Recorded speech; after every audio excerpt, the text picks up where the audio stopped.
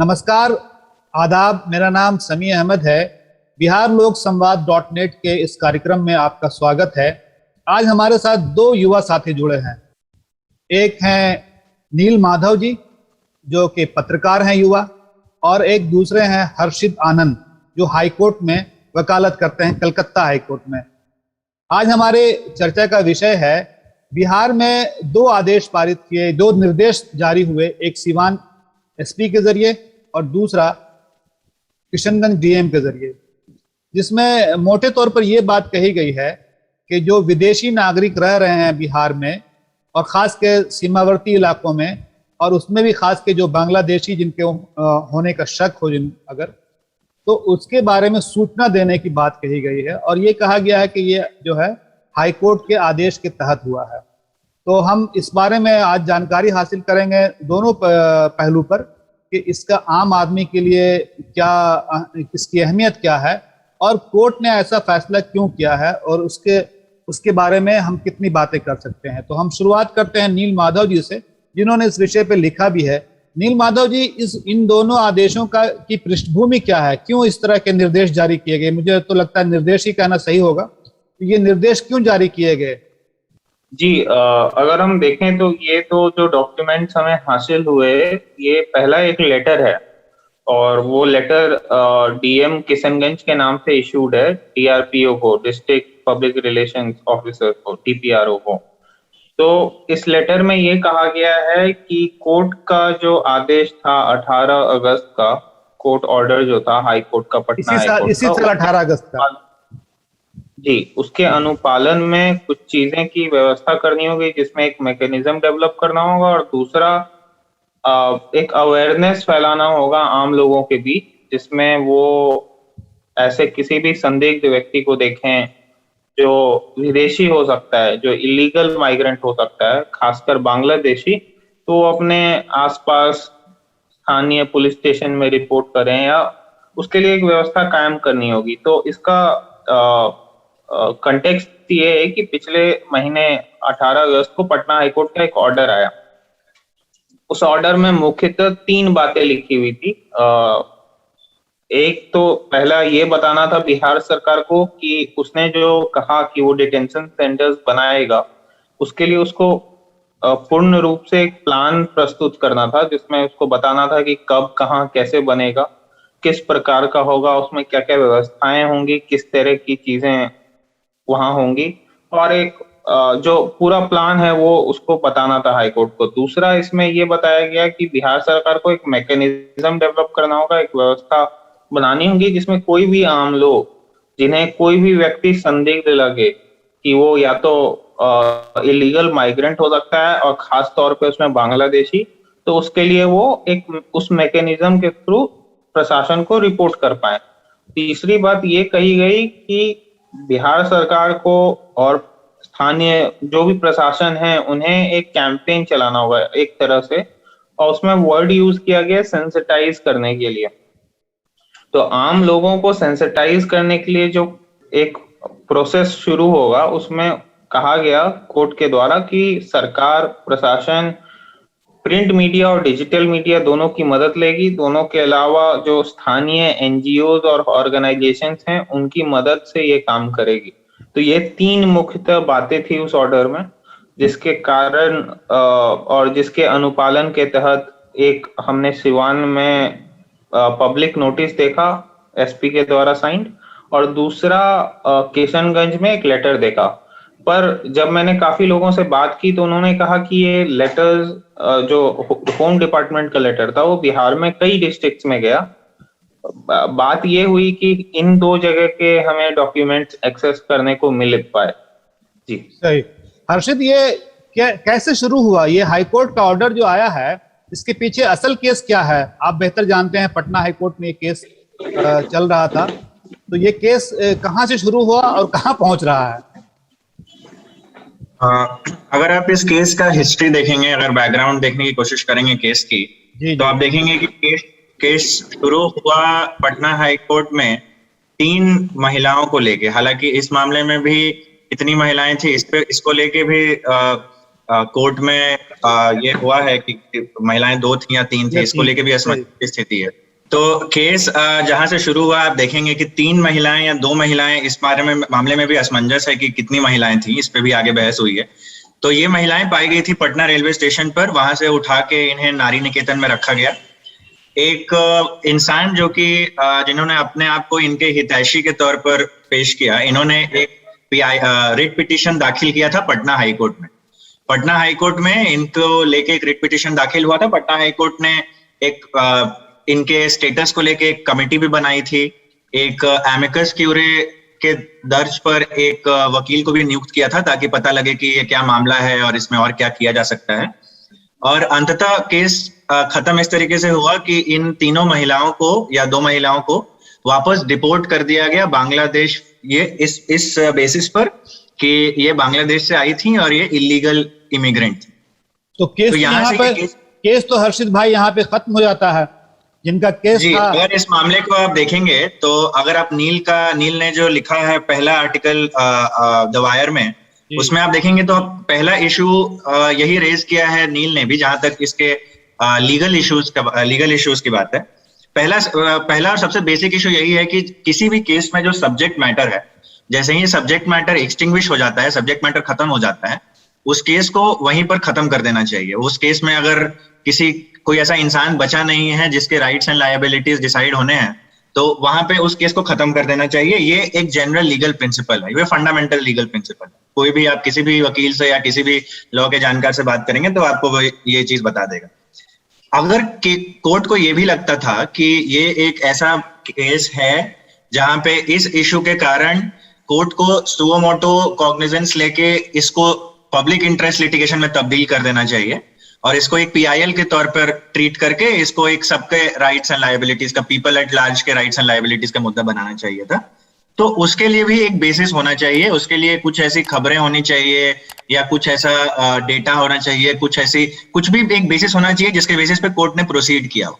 लेकिन इस केस में जहां पे कि फैक्चुअल इनकंसिस्टेंसीज हैं, जिस केस में कि आपको ठीक से तथ्य भी नहीं मालूम है, क्योंकि एक कमेटी का मेंबर, जैसा कि आप नील के आर्टिकल में पढ़ेंगे, एक कमेटी का मेंबर कह रहा है कि 2 महिलाएं थी, एक कमेटी का मेंबर कह रहा है कि 3 महिलाएं थी, एक कमेटी का मेंबर कह रहा है कि उनकी उम्र 18 से कम थी, एक कह रहा है कि उनकी उम्र 20 या 25 वर्ष थी। तो जहां पे इतनी भी क्लैरिटी नहीं है, वहां पे कोर्ट को आइडियली पहला काम ये करना चाहिए था कि सारे तथ्य सही तौर पर सामने लाने चाहिए थे। एक अच्छी फैक्ट फाइंडिंग कमेटी अपॉइंट करनी चाहिए थी और थोड़ा समय लेना चाहिए था। कोर्ट ने जो जल्दबाजी दिखाई इस मामले में, वो जल्दबाजी सही नहीं थी। नील, ये जो आदेश हाईकोर्ट का है और उसके बाद सरकारी निर्देश जारी हो रहे हैं, तो कुछ लोग कह रहे हैं कि असल में ये एनआरसी का ही दूसरा रूप है, इसे छिप छिपा के किया जा रहा है। आपको क्या लगता है, आप इस बात से सहमत हैं? इससे कैसे प्रभाव पड़ेगा लोगों पर? जी, अगर आपको ध्यान होगा तो जब सीए एनआरसी का आंदोलन चल रहा था और पूरी बहस इस देश में छिड़ी हुई थी कि वो कितना सही है, कितना जायज है और कितना इसे करना किफायती होगा, तो एक बड़ा तबका था जिसकी दलील ये थी कि हमें ये नहीं करना चाहिए क्योंकि इससे बहुत बड़ा आर्थिक बोझ पड़ेगा हमारे देश और समाज के ऊपर। तो अब कुछ लोगों का कहना है कि ये जो तरीका है जिसमें अगर सभी लोगों को कागज नहीं दिखाने होंगे, उन्हीं लोगों को कागज दिखाने होंगे जो ऑलरेडी समाज के लिए सस्पेक्ट हैं, और आज के समय में समाज में जो सस्पेक्ट होते हैं वो मुसलमान हैं, तो एक बहुत ही बढ़िया मैकेनिज्म डेवलप हो गया है इसे इम्प्लीमेंट करने का, जिसमें आप बिना इम्प्लीमेंट किए इसका जो इंटेंशन है उसको पूरा कर लेते हैं। तो जब इसकी बात होती है तो इसमें यह होता है कि अगर हम आसाम के एग्जाम्पल को देखें जहां एनआरसी हुआ है, तो वो एक बहुत ही डिजास्टरस प्रोसेस रहा आम लोगों के लिए, खासकर बंगाली स्पीकिंग लोगों के लिए, जिसमें हिंदू भी हैं और मुसलमान भी हैं।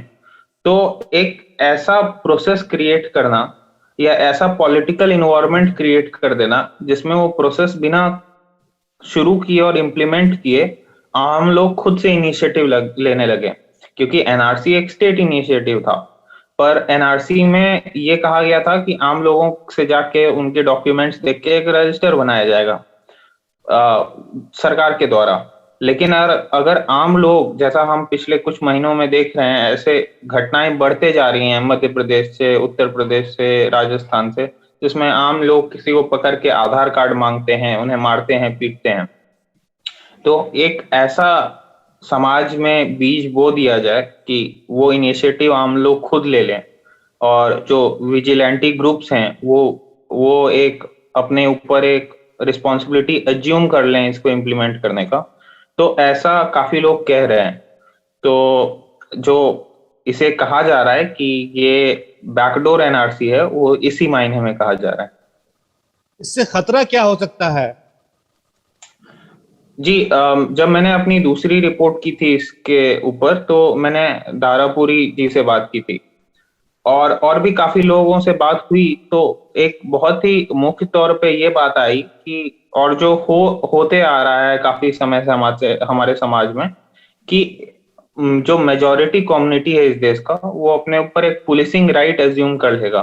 क्योंकि अगर पुलिस बता रही है कि आपको ये सूचना हमें देनी है, तो वो एक स्टेप आगे बढ़ के खुद से डॉक्यूमेंट भी चेक करने लगेगा, जो कि एक एंटाइटलमेंट दे दिया जा रहा है कि आप अगर सूचना दे सकते हैं तो आप डॉक्यूमेंट क्यों नहीं चेक कर सकते हैं। और एक अगर हम देखें तो मुख्य तौर पे है वो ये करवाना चाहते हैं। आपका क्या मतलब है कि आप इसके लिए, क्योंकि ये जो कहा जा रहा है करने के लिए आम लोगों को, ये तो ऑलरेडी, अगर आपको या मुझे या हर्षित जी को कुछ भी सस्पिशियस कहीं भी दिखता है, तो हम ऑलरेडी अथॉरिटीज को फोन करेंगे।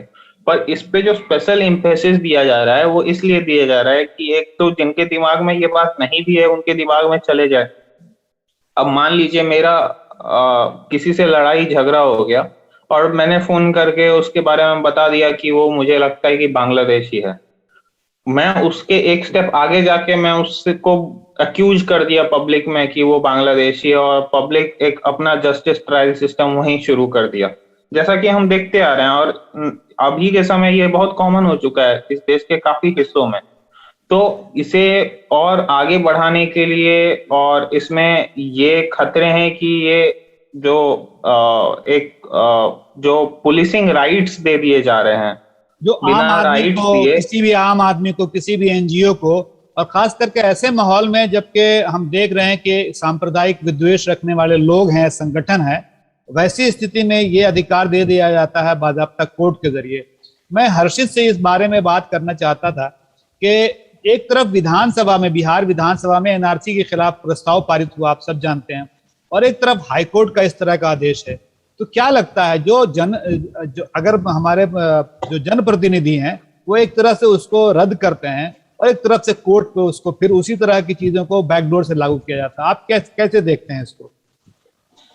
हाँ, देखिए, आपने बिल्कुल सही बात कही है कि किसी भी रिप्रेजेंटेटिव डेमोक्रेसी में जहाँ पे जनप्रतिनिधि चुन के आपके असेंबलीज में या पार्लियामेंट में भेजे जाते हैं, वहां पे पॉलिसी बनाने का या लॉ बनाने का जो मत है वो जनता ने अपनी प्रतिनिधि को दिया है। ये किसी भी डेमोक्रेसी का 101 है। यही चीज इस केस के बारे में सबसे कंसर्निंग है कि एक ऐसी चीज जिसको राज्य सरकार का समर्थन प्राप्त नहीं है, क्योंकि जैसा कि आपने बोला कि राज्य सरकार ने एनआरसी सीए के टाइम एक पारित किया था, घोषणा पत्र पारित किया था कि वो एनआरसीए को लागू नहीं करेगी अपने स्टेट में। तो इसमें सबसे कंसर्निंग बात यही है कि जो काम स्टेट नहीं करना चाहती है, और स्टेट वो है जिसे जनता ने चुन कर भेजा है, तो जनता का जो मत है वो फिर अपने रिप्रेजेंटेटिव्स, अपने असेंबली के थ्रू बाहर आता है। तो एक तरीके से ये भी कह सकते हैं कि जनता का मत ये नहीं है कि स्टेट में something on the lines of NRC या सीए लागू हो, क्योंकि सरकार ऐसा नहीं चाहती। उसमें अगर कोर्ट स्पेशल इंटरेस्ट दिखा के ये बार बार सरकार को कह रही है कि आप डिटेंशन सेंटर्स बनाइए, आप डिटेंशन सेंटर्स कहाँ बनाएंगे, कितनी तेजी से बनाएंगे, कब तक बनाएंगे, ये हमें बताइए, तो ये काफी कंसर्निंग है। बिकॉज ये किसी भी मायने में इसको आप लीगल या कॉन्स्टिट्यूशनल नहीं कह सकते, क्योंकि अगर आप अपने संविधान को देखेंगे, संविधान में ये चीज एकदम बेसिक है, बिल्कुल सब लोग मानेंगे इस बात को। सुप्रीम कोर्ट भी कई बार क्लियर कर चुका है कि कोर्ट को, चाहे वो कॉन्स्टिट्यूशनल कोर्ट हो यानी सुप्रीम कोर्ट या हाई कोर्ट हो, कोई भी, उन्हें पॉलिसी बनाने का या लॉ बनाने का मत प्राप्त नहीं है। वो बस मत का मेरिट्स एडजुडिकेट कर सकते हैं अगर वो किसी फंडामेंटल राइट्स को वायलेट करता है या किसी कॉन्स्टिट्यूशनल लीगल राइट को वायलेट करता है, या फिर कोर्ट को अगर लगता है in the exigency of something कि कुछ ऐसा करना चाहिए सरकार को जिससे कि कोई अर्जेंट सिचुएशन, कोई अगर इमिनेंट कोई थ्रेट है, कोई डेंजर है, तो उसको अवॉइड किया जा सके या उससे डील किया जा सके। अगर आप देखेंगे तो इस केस में ये दोनों ही चीजें मिसिंग है। पहली बात तो यह है कि सरकार ने कोई भी ऐसा डेटा या कोई भी ऐसी स्टडी कुछ भी पब्लिक नहीं किया है जिसके बेसिस पे ये माना जा सके कि आज बिहार में इलीगल इमिग्रेंट्स की जो प्रॉब्लम है, अगर ये कोई प्रॉब्लम है भी, तो ये काफी डेंजरस प्रॉब्लम है जो कि लोगों के आम जीवन को अफेक्ट कर रहा है।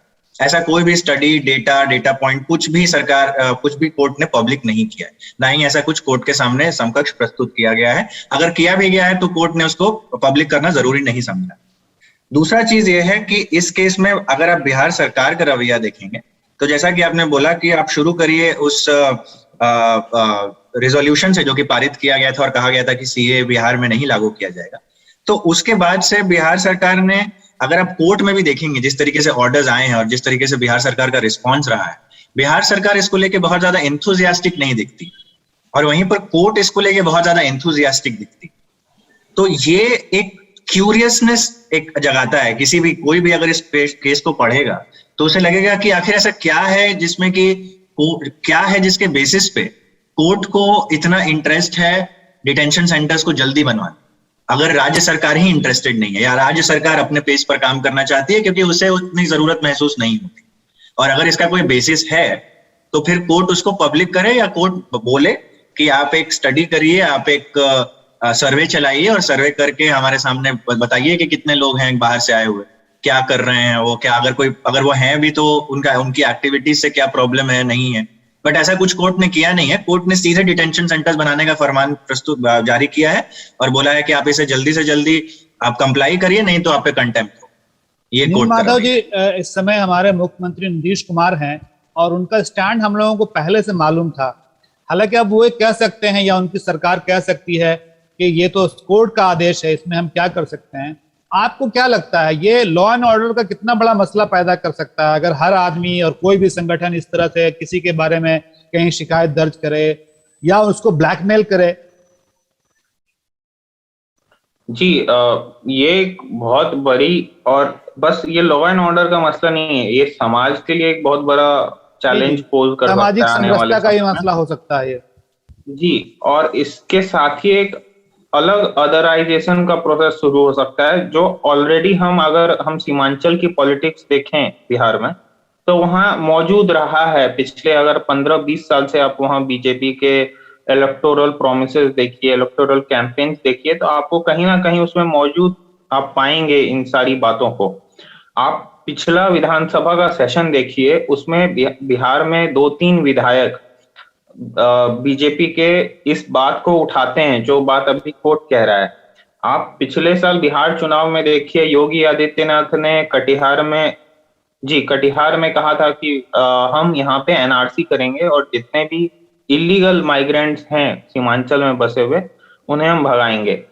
आप इसके अलावा इसे बस सीमांचल तक ही सीमित नहीं रखिए, आप चिकन नेक की पूरी पॉलिटिक्स से इसको अगर समझना चाहें तो वहां पे एक जो बंगाली स्पीकिंग पॉपुलेशन है और उसके साथ जो अगर हम बाकी जगह एक उसके खिलाफ सेंटिमेंट क्रिएट कर रहे हैं तो इससे ये होगा कि एक बहुत ही बड़ा मिसट्रस्ट क्रिएट होगा। जैसे हम अगर जब मैंने ये रिपोर्ट की तो मैंने कई लोगों से बात की, 2 बातें कई लोगों ने कही। एक, अगर अभी तो ये ऑर्डर्स हैं और ये जैसे जैसे जजमेंट आएगा, जैसे जैसे बाकी ऑर्डर्स आएंगे और एक केस फाइनल होगा, जजमेंट आएगा इस केस का, ये कहीं ना कहीं सोनोवाल केस साबित हो सकता है बिहार के लिए। और बिहार एक ऐसा स्टेट था जहां सीमांचल को छोड़ के माइग्रेंट्स के ऊपर पॉलिटिक्स नहीं हुआ करती थी। यहाँ पे बिहार एक ऐसे स्टेट के ऊपर देखा जाता है जो बाकी स्टेट्स में माइग्रेंट्स देता है। तो और इसकी छवि भी यही है बिहार की कि बिहार से बाकी लोग बाकी स्टेट में माइग्रेट करते हैं। बहुत ही बेसिक ये काम के खोज में, ऐसा नहीं है कि बहुत स्किल्ड काम के खोज में करते हैं, बहुत ही खेत में काम करना, फसल काटना, इन सब चीजों के लिए लेके भी बिहार से लोग बाहर जा रहे हैं। तो एक ऐसे स्टेट में एक आप इस तरीके से बता रहे हैं कि बाहर से आए लोग यहाँ पे नेशनल सिक्योरिटी और यहाँ के सोसाइटी के लिए बहुत बड़ा थ्रेट पोज कर रहे हैं, और कोर्ट अपने ऑर्डर में 18 तारीख के नेशनल सिक्योरिटी की बात करती है। वो बताती है कि कैसे इन लोगों को वापस भेजना नेशनल इंपॉर्टेंस और नेशनल इंटरेस्ट का चीज है। तो इस तरीके से एक इन्वायरमेंट क्रिएट होगा जिसमें हमेशा जो एक तो बंगाली स्पीकिंग कम्युनिटी होगी और जो बंगाली स्पीकर्स होंगे, और दूसरा जो मुसलमान होंगे, इनको सबकी निगाह से देखा जाएगा कहीं भी, और इस टूल को यूज किया जाएगा उनके खिलाफ, उनसे यहाँ तक कि पर्सनल एनिमिटी सुलझाने के लिए, जो आपसी दुश्मनी है उसमें। और ऐसा हम देखते हैं आसाम में ऐसे कई केसेस हैं जिसमें दो पड़ोसी हैं, एक पड़ोसी बाहर जाता है काम करने के लिए तो दूसरा उसके खिलाफ केस कर देता है कि ये विदेशी है और उसकी जमीन हड़प लेता है। तो एक जो ऐसे टेम्पलेट ऑलरेडी मौजूद हैं हमें सीखने के लिए हमारे पास, हमें ऐसा नहीं है कि इन सब चीजों पे कहीं बहुत दूर जाके देखने की जरूरत है कि कैसे ये डिजास्टरस होगा, पर फिर भी इसे फॉलो किया जा रहा है, ये बहुत हैरत की बात है। और इसमें अभी भी क्योंकि ये केस ऑनगोइंग है, तो इसमें मुझे लगता है कि काफी लोगों को इंटरवीन करना चाहिए जो केपेबल हैं। इसके अलावा एक जो पब्लिक अवेयरनेस है वो इस इशू पे थोड़ा लैक करता है। जैसे सीए एनआरसी के टाइम एक बहुत ज्यादा पब्लिक अवेयरनेस हुआ और that resulted in public movements, जो एक बहुत हद तक कामयाब रहा उस एजेंडे को पुश बैक करने के लिए। लेकिन अगर हम यहाँ देखें तो ऐसा कोई पब्लिक अवेयरनेस हमें नहीं मिलता है, जिस कारण से चीजें बहुत आसान हो जाती हैं, क्योंकि जब लोग नहीं जानते हैं तब आप उन चीजों को इम्प्लीमेंट करना बिना स्क्रूटनी के बहुत ही आसान प्रोसेस है। सही। हम हर्षित से ये जानना चाहेंगे, हर्षित, अगर इस तरह का मामला कोर्ट में है और सरकार कहेगी कि भाई हम क्या कर सकते हैं, ये तो कोर्ट का मामला है, आप अनम्यूट कर लीजिए, तो ये इसमें लीगल क्या रेमेडी हो सकता है, कहाँ से कानूनी मदद मिल सकती है? और इसमें ये भी मैं जानना चाहूंगा आपसे कि अगर मान लिया जाए किसी आदमी को कोई रिपोर्ट कर दिया जाता है कि ये जो है बांग्लादेशी है या विदेशी है या संदिग्ध है, तो उसके पास क्या चारा रहता है, वो कैसे खुद को साबित करेगा, उसके लिए कितनी दिक्कतें पेश आएंगी कानूनी तौर पर? हर्षित, देखिए, आपका दो प्रश्न है। पहला प्रश्न ये है कि अगर किसी को ऐसा अक्यूज कर दिया जाए या अगर कोर्ट ने ये कदम लिया है तो उसके खिलाफ क्या रेमेडी है, और दूसरा, अगर किसी एक इंसान को इस तरीके से अक्यूज किया जाए तो उसके पास क्या लीगल रेमेडी है। तो देखिए, पहली चीज तो ये है कि इस मामले में जो एक चीज परेशानी का विषय है वो ये है कि ये डायरेक्टिव सीधा स्टेट के सबसे हाईएस्ट जुडिशियल अथॉरिटी से आ रहा है, जो कि हाई कोर्ट है। तो कल को, जैसा कि आपने बोला, कल को अगर ये सवाल उठता है कि ये किस बेसिस पे किया जा रहा है या इसकी अथॉरिटी क्या है, तो सरकार सीधे साधा अपना हाथ उठा सकती है इस मामले में और कह सकती है कि देखिए, हम तो हाईकोर्ट के निर्देश के अनुसार काम कर रहे हैं, जो कि हो भी रहा है, जिसके बेसिस पे ये होम डिपार्टमेंट ने ये नोटिफिकेशंस जारी की। तो ये क्योंकि ये हाईकोर्ट से आ रहा है, तो आपके पास रेमेडी के तौर पर बस एक एपेक्स कोर्ट यानी कि सुप्रीम कोर्ट बचता है। आप सुप्रीम कोर्ट में याचिका दायर कर सकते हैं, सुप्रीम कोर्ट में हाईकोर्ट के पूरे प्रोसेस को चैलेंज कर सकते हैं, या हाईकोर्ट के ही एक बड़े बेंच के पास अप्रोच करके इसको सुलझाया जा सकता है। लेकिन जैसा कि नील ने भी कहा कि ये एक ऑनगोइंग मैटर है, ये एक मैटर है जो कि अभी खत्म नहीं हुआ है। तो जब तक ये मैटर खत्म ना हो तब तक कहना बहुत मुश्किल है कि इस मैटर में आपको क्या रेमेडी मिलेगी, और अंततः कोर्ट जो कर रही है उसकी लीगैलिटी को किस तरीके से और किस फोरम में आप चैलेंज करेंगे। ये तो रहा कि ये चैलेंज करने का काम आम आदमी भी कर सकता है और सरकार दोनों कर सकती है, क्या आपको लगता है? बिल्कुल। ये देखिए, ये एक ऐसा चीज है जिसमें कि लोगों के फंडामेंटल राइट्स अफेक्ट होंगे। ये एक ऐसा चीज है जो लोगों के फ्रीडम और लिबर्टी को अफेक्ट करेगा। तो जहां भी फ्रीडम और लिबर्टी की बात होगी, वहां पे आप हर नागरिक के पास अधिकार है कि वह सुप्रीम कोर्ट, हाई कोर्ट को अप्रोच करे और वहां पे बोले, एक जनहित याचिका दायर करके कि ये जो कदम है ये गलत है, तो किस किस कारण से ये गलत है। जो दूसरा इसमें एक एस्पेक्ट है वो ये है कि अगर एक आम आदमी को गलत तरीके से अक्यूज कर दिया जाए कि वो घुसपैठिया है या भारत का नहीं है, और उसके बेसिस पे अगर कोई कार्रवाई होती है उस पे, उसको बंद कर दिया जाता है या उसको जेल में डाल दिया जाता है, डिटेंशन सेंटर में डाल दिया जाता है, तो वो उसके पास क्या रेमेडीज है। तो जैसा कि मैं आपको बोल रहा था कि ये जो एक पूरा चक्कर या पूरा तंत्र जो चलेगा, जो शुरू होगा वहां से, उसमें आपका रेमेडी से ज्यादा जो दिक्कत का विषय, जो परेशानी का विषय है, वो ये है कि वो पूरा प्रोसेस उस इंसान के लिए एक पनिशमेंट बन जाए।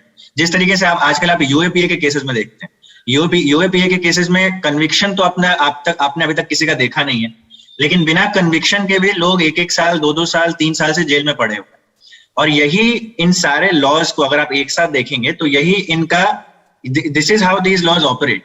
इनका पूरा मकसद यही है, एनआरसी तरीके के लॉ का, डिटेंशन सेंटर्स वाले लॉज का, और सीए और यूएपीए टाइप के लॉज का, कि इन्हें कन्विक्ट नहीं करना है। आप कन्विक्ट हो या ना हो, उससे कोई फर्क नहीं पड़ता है, लेकिन बिना कन्विक्शन के भी आप वो सारी यातनाएं, वो सारी प्रताड़नाएं सफर करेंगे जो एक कन्विक्ट करता है।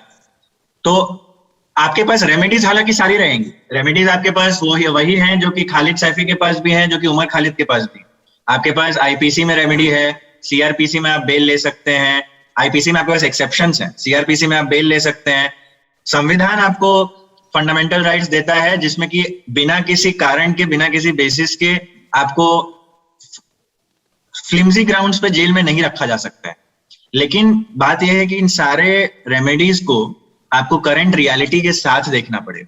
आपको देखना पड़ेगा कि कोर्ट का रवैया क्या है, सरकार का रवैया क्या है, क्या कोर्ट आज के माहौल में इस तरीके के रेमेडीज को एंटरटेन करेगा, या फिर कोर्ट हमेशा लीन करेगा ऑन द साइड ऑफ ये some terms like national security या फिर threat to public morality, threat to public law and order, जो कि आप आजकल यूएपीए के केसेस में भी देखते हैं।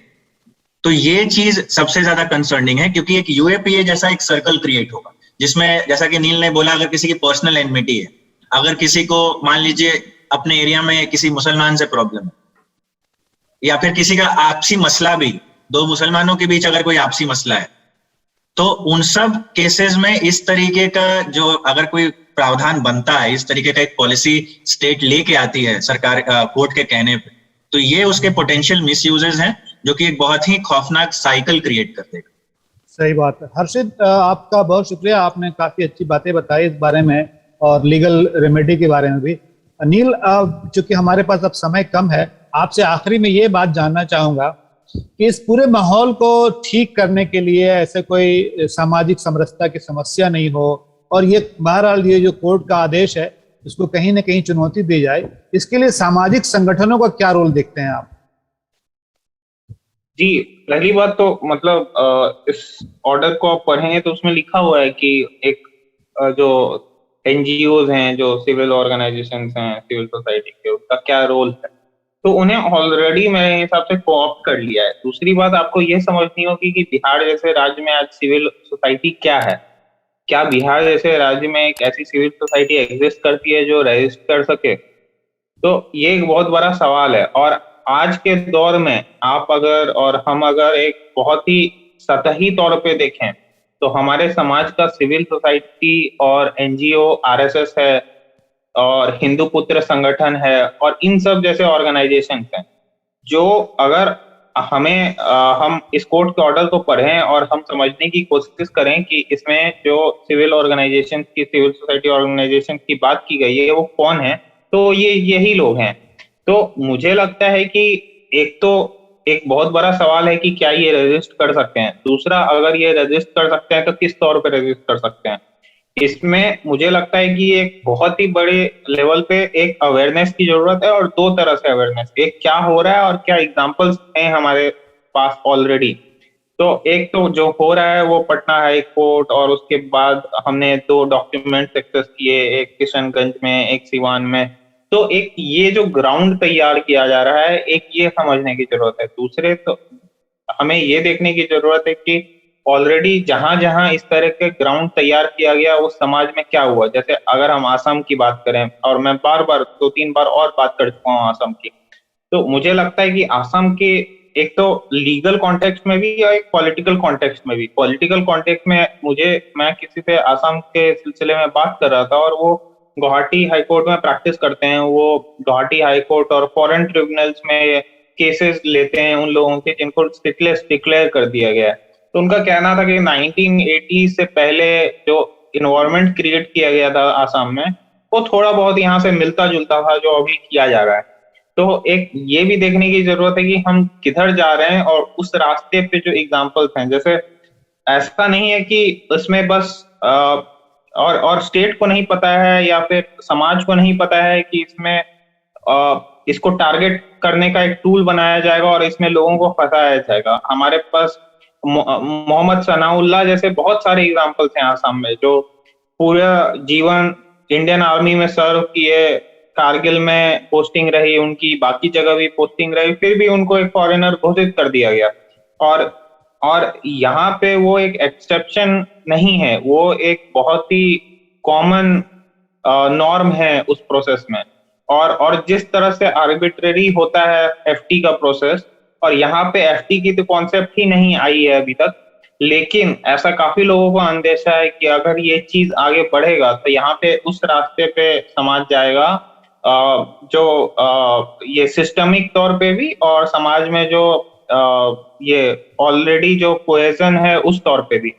तो एक ये देखने की बहुत जरूरत है। इसके लिए हमें एक तो अवेयरनेस फैलाने की जरूरत है दोनों लेवल पे, दूसरा सवाल पूछने की जरूरत है कि अगर आपका आज जो हमारे पास सरकार है यहाँ पे, अगर उनका कुछ कमिटमेंट था इस चीज के सिलसिले में, तो वो कमिटमेंट को याद दिलाने की जरूरत है। ऐसा नहीं होता है कि पावर भूल जाता है।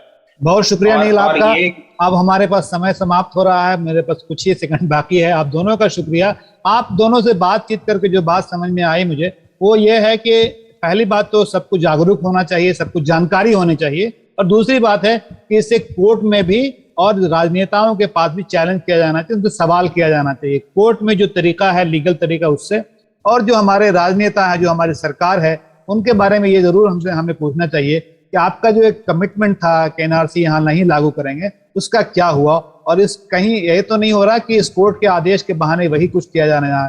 आप सबका बहुत शुक्रिया। उम्मीद है ये कार्यक्रम हमारे दर्शकों को पसंद आया होगा।